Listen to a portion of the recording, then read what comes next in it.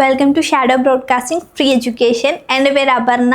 ഞാൻ നിങ്ങളെ പഠിപ്പിക്കുന്ന സബ്ജക്റ്റ് +1 പൊളിറ്റിക്കൽ സയൻസ് ആണ്. അപ്പം നമ്മൾ കഴിഞ്ഞ ക്ലാസ്സിൽ ഇന്ത്യൻ കോൺസ്റ്റിറ്റ്യൂഷൻ്റെ നിർമ്മാണത്തിനെ പറ്റിയിട്ടൊക്കെയാണ് പറഞ്ഞു നിർത്തിയത്.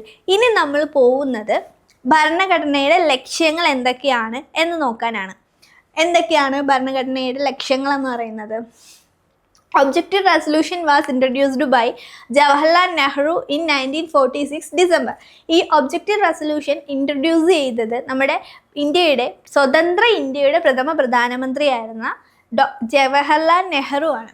എന്ന് 1946 ഡിസംബറിൽ. Major content of objective resolution: India is sovereign democratic republic. ഈ ഒബ്ജക്റ്റീവ് റെസൊല്യൂഷൻ്റെ മേജർ കോണ്ടന്റ് എന്ന് പറയുന്നത് എന്താണ്? ഇന്ത്യ എന്ന് പറയുന്നത് ഒരു പരമാധികാര റിപ്പബ്ലിക് ആണ് എന്നതായിരുന്നു. Popular sovereignty. എന്താണ് പോപ്പുലർ സോവറിനിറ്റി എന്ന് പറഞ്ഞാൽ? അതായത് മുൻ ബ്രിട്ടീഷ് ഇന്ത്യൻ പ്രവിശ്യകളുടെയും നാട്ടുരാജ്യങ്ങളുടെയും യൂണിയൻ ആയിരിക്കണം ഇന്ത്യ. അതായത് നമുക്കറിയാം, സ്വാതന്ത്ര്യത്തിന് മുന്നേ, അതായത് നമ്മുടെ ബ്രിട്ടീഷുകാർ ഭരിച്ചിരുന്ന കാലഘട്ടത്തിൽ നമ്മുടെ ഇന്ത്യ എന്ന് പറയുന്നത് രണ്ടിതായിട്ട് ചിതറിക്കിടക്കുമായിരുന്നു. കാര്യം, ഒന്ന് ബ്രിട്ടീഷുകാരുടെ അധീനതയിലുള്ള ബ്രിട്ടീഷ് ഇന്ത്യയും പിന്നീട് കുറച്ച് നാട്ടുരാജാക്കന്മാർ ഭരിച്ചിരുന്ന കുറച്ച് രാജ്യങ്ങളും എന്നുള്ള രീതിക്ക് ഇന്ത്യ മൊത്തത്തിൽ ചിതറിക്കിടക്കുകയായിരുന്നു. അപ്പോൾ ഇന്ത്യ റിപ്പബ്ലിക്കാണ്. സ്വാതന്ത്ര്യത്തിന് ശേഷം ഇന്ത്യ റിപ്പബ്ലിക് ആയതിനു ശേഷം നമുക്ക് വരുന്ന മെയിൻ കോണ്ടന്റ് എന്ന് പറയുന്നത്, ഇന്ത്യ എന്ന് പറയുന്നത് എന്തായിരിക്കണം? നമ്മുടെ ബ്രിട്ടീഷ് ഇന്ത്യൻ പ്രവിശ്യകളുടെയും ആ പഴയ നാട്ടുരാജ്യങ്ങളുടെയും ഒരുമിച്ചുള്ള ഒരു ഭൂപ്രകൃതി ആയിരിക്കണം ഇന്ത്യ എന്നുള്ളത് ഈ ഒബ്ജക്റ്റീവ് റെസൊല്യൂഷനിൽ പറയുന്നുണ്ട്. അതേപോലെ ഇന്ത്യയുടെ പരമാധികാരവും ഭരണഘടനയും ജനങ്ങളിൽ നിന്നാണ് ഉത്ഭവിക്കുന്നത്. നമ്മുടെ ഇന്ത്യയുടെ പരമാധികാരവും ഭരണഘടനയും ഒക്കെ ജനങ്ങളിൽ നിന്ന് ഉത്ഭവിച്ചതാണ്. കാരണം ജനങ്ങളുടെ ആശയങ്ങളും ജനങ്ങൾ പറയുന്ന കാര്യങ്ങളും ഒക്കെയാണ് ഭരണഘടനയിലും അതേപോലെ ഗവൺമെൻറ്റ്സും പാലിക്കേണ്ടത്. അതാണ് ഈ ഒബ്ജക്റ്റീവ് റെസൊല്യൂഷനിൽ ഉദ്ദേശിച്ചിരിക്കുന്നത്. The Indian constitution ensure that socio economic justice for all. അതായത് നമ്മുടെ ഇന്ത്യൻ കോൺസ്റ്റിറ്റ്യൂഷൻ എന്ന് പറയുന്നത് എല്ലാ വിഭാഗ ജനങ്ങൾക്കും സാമൂഹികവും രാഷ്ട്രീയവും സാമ്പത്തികവുമായ നീതി ഉറപ്പാക്കുക എന്ന ലക്ഷ്യത്തോടു കൂടി ഉള്ളതായിരുന്നു. To ensure the protection for minorities and other backward classes. നമ്മുടെ ഇന്ത്യൻ ഭരണഘടന മൈനോറിറ്റീസിന്, അതായത് ന്യൂനപക്ഷങ്ങളുടെയും അതേപോലെ പുറകിൽ നിന്നിരുന്ന വിഭാഗങ്ങളുടെ പ്രത്യേക സമൂഹം, ഇപ്പം നമ്മുടെ എക്സാമ്പിൾ ട്രൈബ്സ്, ഗോത്ര സമൂഹത്തിനുമൊക്കെ ഒരു പ്രത്യേക സംരക്ഷണം നൽകുക എന്ന ലക്ഷ്യവും കൂടി ഇന്ത്യൻ ഭരണഘടനയ്ക്ക് ഉണ്ടായിരുന്നു. നമ്മൾ ഇന്നും കാണുന്നുണ്ട് SC/ST റിസർവേഷൻസും അങ്ങനെയുള്ള കുറേ കാര്യങ്ങൾ. ഇതൊക്കെ നമ്മുടെ സ്വാതന്ത്ര്യത്തിന് ശേഷം, ഭരണഘടന നിലവിൽ വന്നതിന് ശേഷം കൊണ്ടുവന്നിട്ടുള്ളതാണ്. അവരെയൊക്കെ ഉയർത്തിക്കൊണ്ടുവരിക. നമ്മൾ ഇന്ന് കാണുന്ന സ്ഥിതി ആയിരുന്നില്ല സ്വാതന്ത്ര്യത്തിന് ശേഷം ഇന്ത്യയിൽ ഈ മൈനോറിറ്റീസൊക്കെ അനുഭവിച്ചിട്ടുള്ളത്. മനസ്സിലായോ? സോ അവരെയൊക്കെ ഉയർത്തിക്കൊണ്ടുവരിക, നമ്മളെപ്പോലെ നോർമൽ പീപ്പിൾ ആക്കുക എന്നുള്ള ലക്ഷ്യവും കൂടി ഭരണഘടനയ്ക്ക് ഉണ്ടായിരുന്നു. To maintain unity of our nation. അതേപോലെ നമ്മുടെ നേഷൻ്റെ അഖണ്ഡത നിലനിർത്തുക. അതായത് നമ്മുടെ രാജ്യത്തുള്ള എല്ലാവരും ഒറ്റക്കെട്ടായി നിന്ന് നമ്മുടെ രാജ്യം വളരെ അടിപൊളിയായിട്ട് മുന്നോട്ട് പോവുക എന്നുള്ള ഒരു ലക്ഷ്യവും കൂടി നമ്മുടെ ആർക്കുണ്ടായിരുന്നു? ഭരണഘടനയ്ക്കും ഭരണഘടന നിർമ്മാണ സമിതിക്കും ഉണ്ടായിരുന്നു. To ensure world peace and welfare. അതേപോലെ ലോക സമാധാനത്തിന് വേണ്ടിയിട്ട് പ്രവർത്തിക്കുക എന്നൊരു ലക്ഷ്യം കൂടി ഭരണഘടനയ്ക്കുണ്ടായിരുന്നു. അപ്പം നമ്മളിപ്പോൾ എന്തൊക്കെയാണ് ഭരണഘടനയുടെ ലക്ഷ്യങ്ങളായിട്ട് പഠിച്ചത്? എന്തൊക്കെയാ? മുൻ ബ്രിട്ടീഷ് പ്രവിശ്യകളുടെയും നാട്ടുരാജ്യങ്ങളുടെയും ഒരു സംയോജനമായിരിക്കണം പുതിയ ഇന്ത്യ എന്ന് പറയുന്നത്. പിന്നെ ഇന്ത്യയുടെ പരമാധികാരവും ഭരണഘടനയും ആരിൽ നിന്ന് നിക്ഷിപ്തമാണ്? ജനങ്ങളിൽ നിക്ഷിപ്തമാണ്. എല്ലാ വിഭാഗം ജനങ്ങൾക്കും സാമൂഹികവും രാഷ്ട്രീയവും സാമ്പത്തികവുമായിട്ടുള്ള നീതി ആരുറപ്പാക്കണം? ഭരണഘടന ഉറപ്പാക്കണം. പിന്നുള്ളത് പിന്നോക്ക വിഭാഗക്കാർക്കും അധസ്ഥിതരായ ആളുകൾക്കും ഗോത്ര സമൂഹത്തിനും പ്രത്യേക സംരക്ഷണം നൽകണം. രാഷ്ട്രത്തിൻ്റെ അഖണ്ഡത നിലനിർത്തണം. ലോക സമാധാനത്തിനായിട്ട് പ്രവർത്തിക്കണം. ഇത്രയും കാര്യങ്ങളാണ് ഭരണഘടനയുടെ ധർമ്മങ്ങൾ അഥവാ ലക്ഷ്യങ്ങളൊക്കെ ആയിട്ട് വരുന്നത്. ഇപ്പം നമുക്ക് അതൊരു ഐഡിയ കിട്ടിയല്ലോ. ഇനി നമ്മൾ നോക്കാൻ പോകുന്നത് നമ്മുടെ കോൺസ്റ്റിറ്റ്യൂഷൻ. അതായത് ഒരു ഇന്ത്യൻ കോൺസ്റ്റിറ്റ്യൂഷനിൽ നമ്മുടെ ആൾക്കാർ മാത്രം കുറേ ആശയങ്ങൾ കൊണ്ടുവന്നിട്ടുള്ളതല്ല. നമ്മുടെ തലയിൽ ഉദിച്ചിട്ടുള്ളത് മാത്രമല്ല നമ്മുടെ ഇന്ത്യൻ കോൺസ്റ്റിറ്റ്യൂഷനിലുള്ള ആശയങ്ങൾ. അത് പുറത്തുനിന്നുള്ള മറ്റ് രാജ്യങ്ങളിൽ നിന്ന് നമ്മൾ കടമെടുത്തിട്ടുണ്ട് കുറച്ച് കാര്യങ്ങൾ. അങ്ങനെയുള്ളത് നമ്മൾ ഏതൊക്കെ രാജ്യങ്ങളിൽ നിന്നാണ് ഇന്ത്യൻ ഭരണഘടനയിലേക്ക് ആശയങ്ങൾ കടമെടുത്തിട്ടുള്ളത് എന്നാണ് നമ്മൾ നോക്കാൻ പോകുന്നത്. നിങ്ങളുടെ എക്സാമിന് ഏറ്റവും ഇമ്പോർട്ടൻ്റ് ആയിട്ട് ക്വസ്റ്റ്യൻസ് ചോദിക്കുന്ന ഒരു പോർഷനാണ് ഇപ്പം നമ്മൾ ഇനി പഠിക്കാൻ പോകുന്നത്. ഏതൊക്കെ രാജ്യങ്ങളിൽ നിന്നാണ് ആശയങ്ങൾ കടമെടുത്തിട്ടുള്ളത്. ഷുവറായിട്ട് നിങ്ങൾക്ക് ക്വസ്റ്റ്യൻസ് ഈ എക്സാമിന് ഇതിൽ നിന്ന് വന്നിരിക്കും. നമ്മൾ ഫസ്റ്റ് നോക്കാൻ പോകുന്നത് ഏതാണെന്ന് വെച്ചാൽ ബ്രിട്ടീഷ് കോൺസ്റ്റിറ്റ്യൂഷനാണ്. ബ്രിട്ടീഷ് കോൺസ്റ്റിറ്റ്യൂഷനിൽ നിന്ന് നമ്മൾ എടുത്തിട്ടുള്ളത് the first past the post system എന്ന് പറയുന്നതാണ്. അതായത് കേവല ഭൂരിപക്ഷം. നമ്മൾ എലക്ഷനിൽ ഏറ്റവും കൂടുതൽ വോട്ട് ഏത് പാർട്ടിക്കാണോ ആ പാർട്ടി ജയിക്കും. ആ ഒരു ആശയം നമ്മൾ എടുത്തിട്ടുള്ളത് ഏതിൽ നിന്നാണ്? ബ്രിട്ടീഷ് കോൺസ്റ്റിറ്റ്യൂഷനിൽ നിന്നാണ് നമ്മൾ ആ കേവല ഭൂരിപക്ഷം എന്ന് പറയുന്ന ആ ആശയം എടുത്തിട്ടുള്ളത്.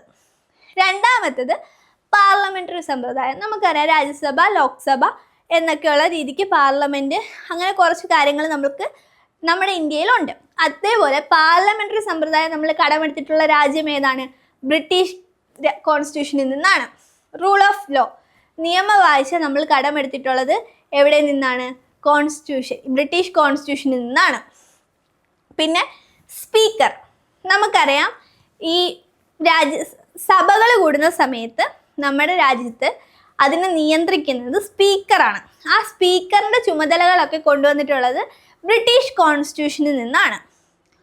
ലോ മേക്കിംഗ് പ്രൊസീജിയർ, നിയമനിർമ്മാണ നടപടികൾ, അതായത് നിയമങ്ങൾ നിർമ്മിക്കുന്നതും അത് നടപ്പിലാക്കുന്ന കാര്യങ്ങളൊക്കെ കൊണ്ടുവന്നിട്ടുള്ളത് എവിടെ നിന്നാണ്? ഏത് കോൺസ്റ്റിറ്റ്യൂഷനിൽ നിന്നാണ്? ബ്രിട്ടീഷ് കോൺസ്റ്റിറ്റ്യൂഷനിൽ നിന്നാണ് നമ്മൾ ലോ മേക്കിംഗ് പ്രൊസീജിയർ കൊണ്ടുവന്നിരിക്കുന്നത്.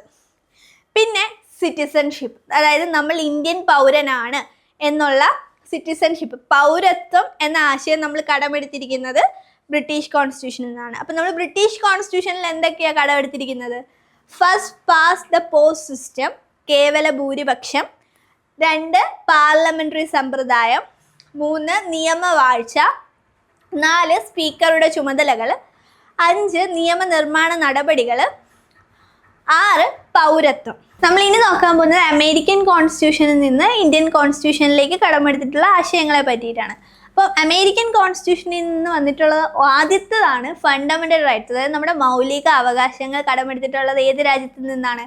അമേരിക്കയിൽ നിന്നാണ്. രണ്ടാമത്തേത് ജുഡീഷ്യൽ റിവ്യൂ, അതായത് നമ്മുടെ കോർട്ടൊക്കെ നമ്മൾ ആദ്യമായിട്ട് കടമെടുത്തിട്ടുള്ള ആശയം എന്ന് പറയുന്നത് എവിടെ നിന്നാണ്? നമ്മുടെ അമേരിക്കയിൽ നിന്ന് എടുത്തിട്ടുള്ള ആശയമാണ്. മൂന്നാമത്തേത് പ്രിയാമ്പിൾ, അതായത് നമ്മുടെ ആമുഖം.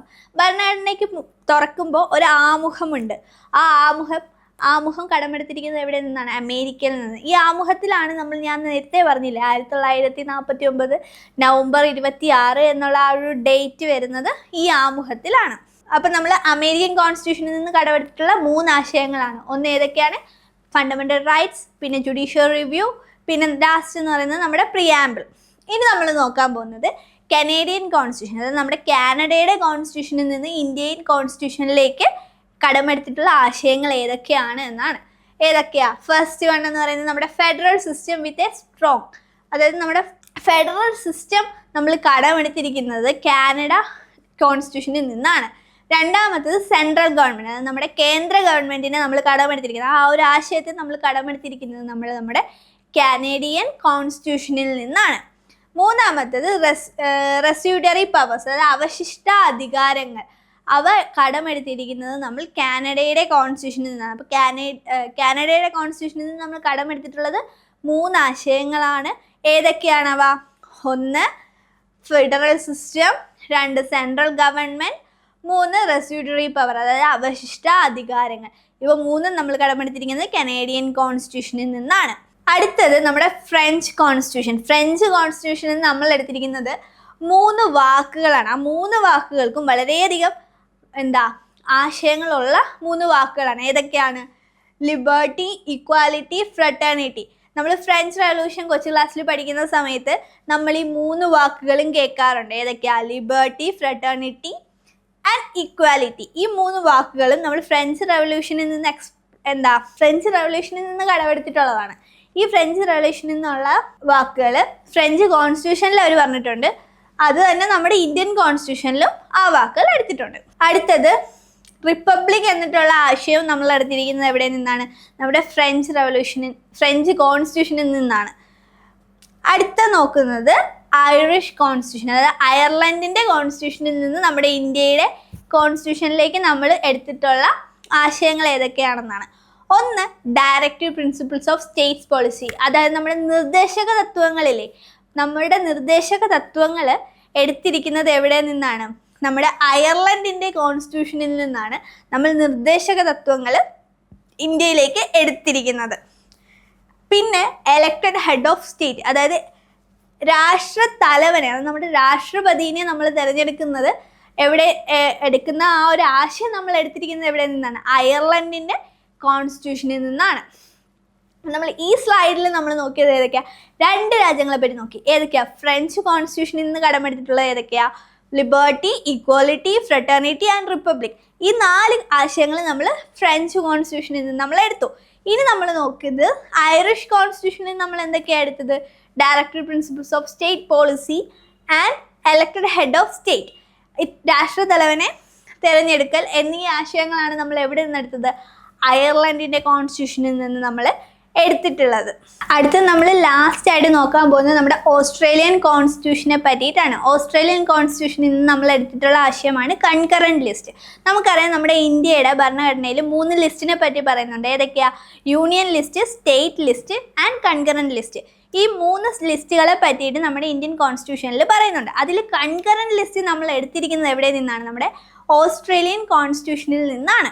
അപ്പോൾ നമ്മൾ ഈ ചാപ്റ്ററിൽ ഒരുവിധം നമ്മളെല്ലാം കവർ ചെയ്തിട്ടുണ്ട്. നമ്മൾ ഈ ക്ലാസ് ഈ ചാപ്റ്റർ വൈസ് ലാസ്റ്റ് ക്ലാസ് ആയിരുന്നു. നമ്മൾ ഇതിനകത്ത് ഇതിൽ പഠിച്ചത് എന്തൊക്കെയാണ്? ഭരണഘടനയുടെ ലക്ഷ്യങ്ങൾ എന്തൊക്കെയാണെന്ന് നമ്മൾ പഠിച്ചു.